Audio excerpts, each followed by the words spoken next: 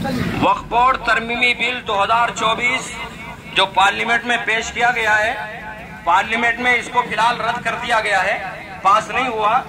Joint parliamentary committee के अंदर ये मौजूद है और ज्वाइंट पार्लियामेंट्री कमेटी ने राय मांगी है। तो इसलिए तमाम हजरात से, तमाम खातीन से, तमाम मर्दों से, बहन भाइयों से सबसे गुजारिश है कि सब अपनी अपनी राय पेश करें। घर का कोई भी मेंबर खाली ना रहे।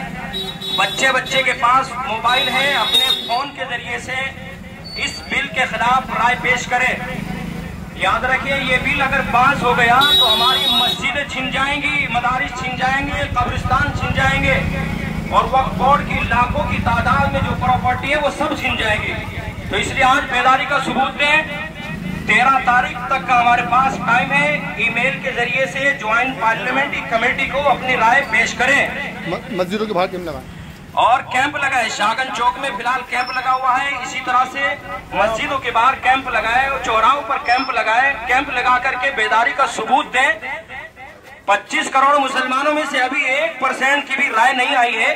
कितने अफसोस की बात है। इसलिए बेदारी का सबूत दें। अपने घरों से बाहर निकले, अपने दोस्त अहबाब को लाए। कैंप लगा हुआ है और वक्फ बोर्ड तरमीमी बिल 2024 के खिलाफ अपनी राय पेश